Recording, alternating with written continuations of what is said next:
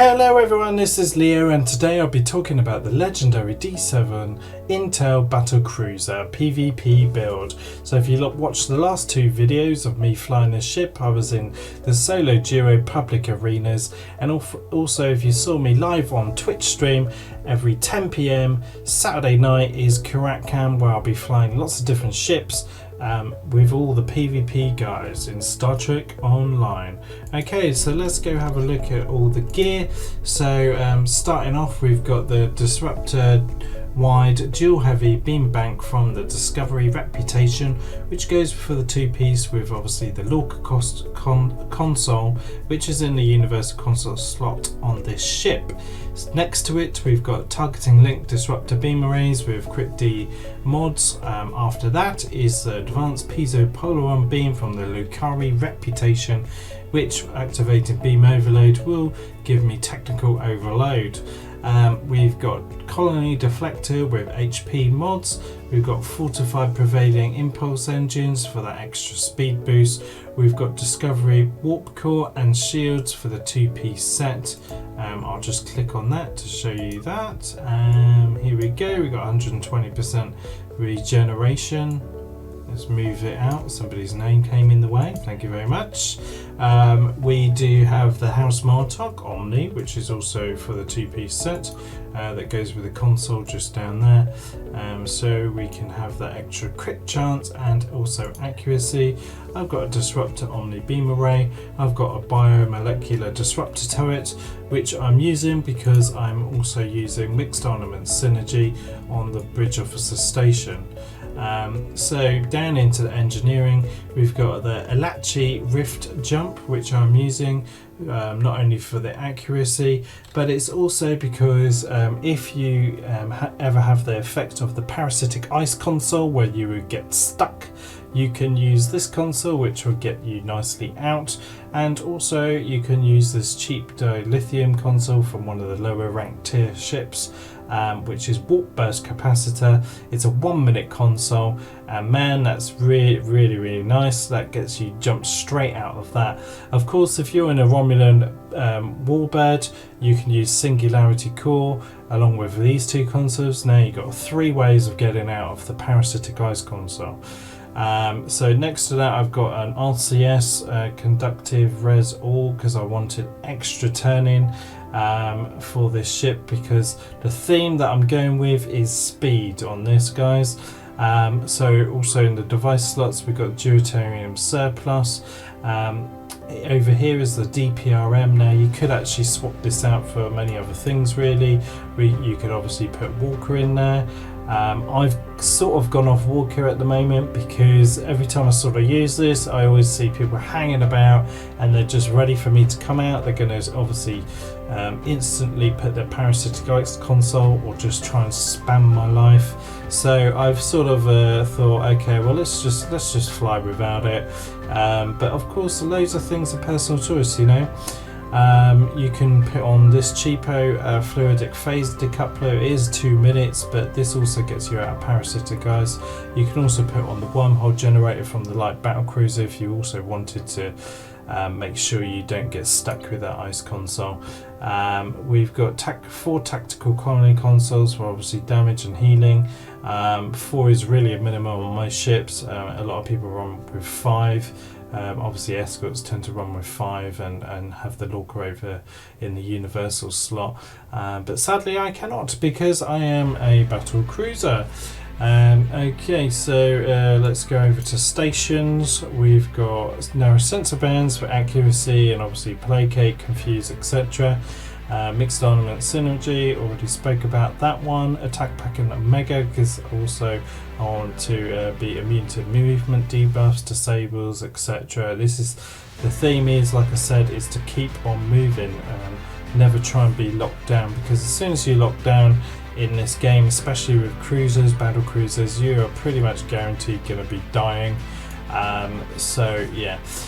Engineering team, we've got tactical team, we've got scatter volley, beam overload 3, obviously these pop colony consoles, emergency power to engines, shields, intel team 3, we've got aux to damps. Again, this is obviously for immunity to disable, So again, keeping me moving. We've got Science Team, we've got Photonic Officer 1.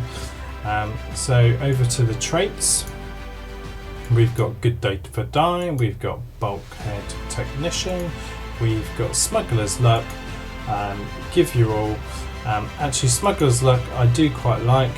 It says obviously here when a shield facing is at 0, you gain immunity to control debuffs for 10 seconds. Now I always find whenever my shields are like going to 0, that generally means that I'm going to get targeted by a team or by a bunch of players, which obviously consists in dogfighters along with control ship spammers. So this will help obviously give me some immunity to debuffs. That's why I'm using that one. Yep, Give You All. We've got IAA.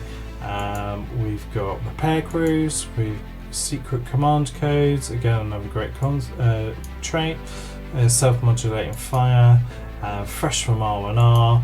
And also Boimler Effect, a new trait that's come out, which is really good for cooldowns. So this one, along with Photonic Officer 1, I'm pretty much don't have to worry about my cooldowns anymore.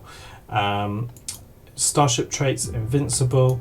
We've got Invasive Maneuvers. Now this obviously you can phase in and out, and when you use it with the Emergency Con hologram, which is here, which recharges evasive maneuvers, you can keep this up quite a lot, and it's really nice.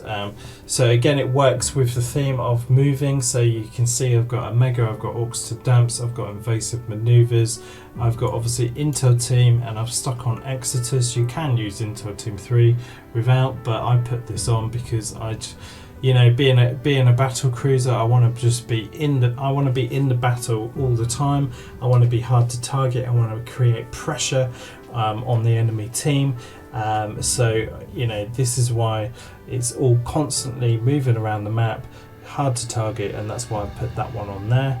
I've got Super Weapon Ingenuity for extra 5 seconds of beam overload. I've got Weapon Emitter Overdrive, Accuracy, Crit Chance, and obviously I've got Rhythmic Rumble and Orcs to Damps will proc the Rhythmic Rumble for the power drain cost and obviously damage resistance. Okay, so let's go over to, we got Miracle Worker and we got Strategist, Primary and Secondary. Consumables, you want to obviously get Jevonite, and you want to get the competitive increase max hit points. So when you go into battle, you want to use Threatening Stance. Always remember to click that, and then obviously you can get lots more temp HP, and always put these on there. Along with you should be running a Fleet Combat Boost.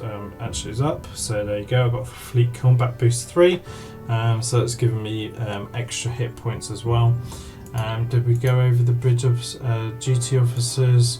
So I mean, at the moment I'm running this one, which would just give me, I mean, it's not as good as the pilot one, which I think is 21, isn't it, or 20? No, it's 20.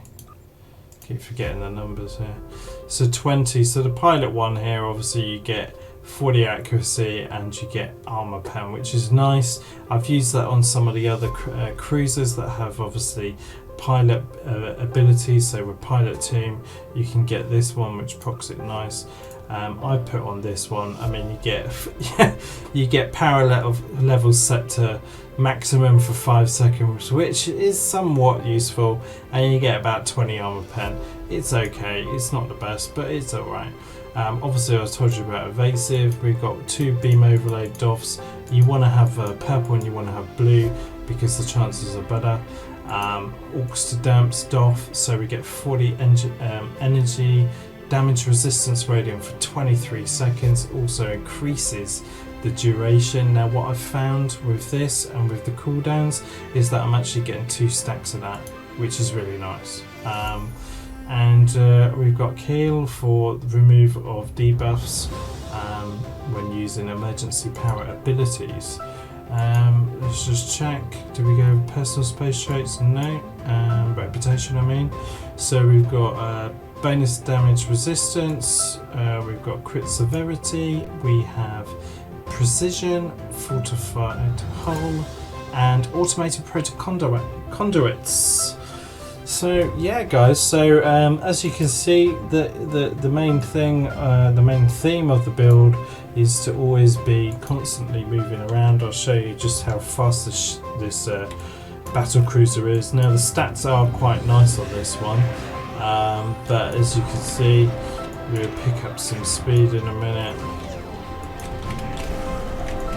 So you can see, look at this, this is turning, this is gliding. I mean, it's really, really nice to fly. So you can see that obviously if we're in a battle right now, I'll be firing these single beams, constantly keeping pressure on all the targets there. And then if I get into a bit of trouble, I can just phase out, dodge them, change maneuvers, phase back in, battle cloak up, and off we go. I'm hiding for a little bit, and then I can just obviously come back into battle, and yeah, then we can all start again. So yeah, guys, I hope you've enjoyed this build video. If you did, put a like, and don't forget to subscribe as well, and maybe I'll see you guys at 10 PM UK time, Saturday night, Karat time, on PC obviously. If you guys want to join in, you'll see me there live streaming.